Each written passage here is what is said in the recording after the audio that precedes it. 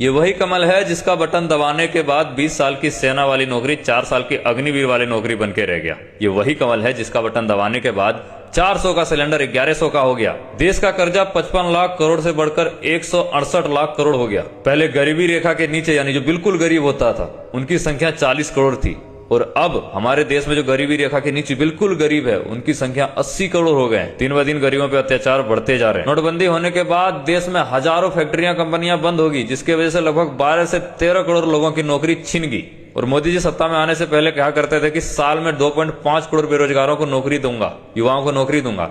लेकिन जब से मोदी जी सत्ता में आए लगभग 12.5 करोड़ युवा बेरोजगार हो। बीजेपी के भ्रष्ट नेताओं और वॉशिंग मशीन सिस्टम की वजह से भारत में महिलाओं पर रेप की संख्या बढ़ गई है। लोगों के हौसले बुलंद हो रहे हैं कि पैसा से और वॉशिंग मशीन सिस्टम से हम चाहे रेप क्यों ना कर दें, हम वहां से बच जाएंगे। रेल की जमीन, एयर इंडिया सब बेच दी गई। बीएसएनएल जैसे सिम कार्ड जो सरकारी सिम कार्ड था उसको बर्बाद कर दिया गया। किसानों की सिंचाई के लिए महंगी बिजली मिल रही है। रोड पे 870 किसानों की मौत हो जाती है। आज देश की सीमा असुरक्षित है। चीन हमारे देश का जमीन लूट रहा है। पुलवामा अटैक में 50 से ज्यादा सेनाओं की मौत हो गई, लेकिन उसका ठोस सबूत, पुख्ता सबूत अब तक बाहर नहीं आया वो किसके वजह से हुई थी। पढ़ा लिखा बीए, एमए, पीएचडी युवा जो बिहार से पढ़ाई करके दूसरे स्टेट में जाके गार्ड का नौकरी कर रहा है, मजदूरी कर रहा है, 200-200 रुपए का दिहाड़ी कर रहा है, क्योंकि बिहार में ना तो नौकरी है ना ही रोजगार है और उनका पढ़ाई बस व्यर्थ जा रहा है। और जो अनपढ़ लोग हैं वो क्या कर रहे हैं, मंत्री बन रहे हैं और मंत्री बनके 700 करोड़ का घर बनवा रहे हैं, शीश महल बनवा रहे हैं। पब्लिक का पैसा जो पब्लिक के स्वास्थ्य व्यवस्था में, शिक्षा व्यवस्था में,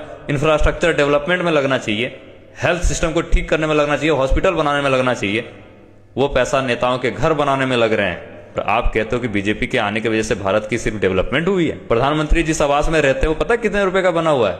2100 करोड़। मतलब जो राम मंदिर बना था ना उससे भी ज्यादा महंगा प्रधानमंत्री का पीएम आवास है। 2100 करोड़ में अगर हॉस्पिटल बनवाता ना देश में, बड़ा बड़ा मल्टीनेशनल हॉस्पिटल, और वहां पे फ्री इलाज करता, तो कम से कम 5-10 हॉस्पिटल बन जाता और गरीब मरते नहीं।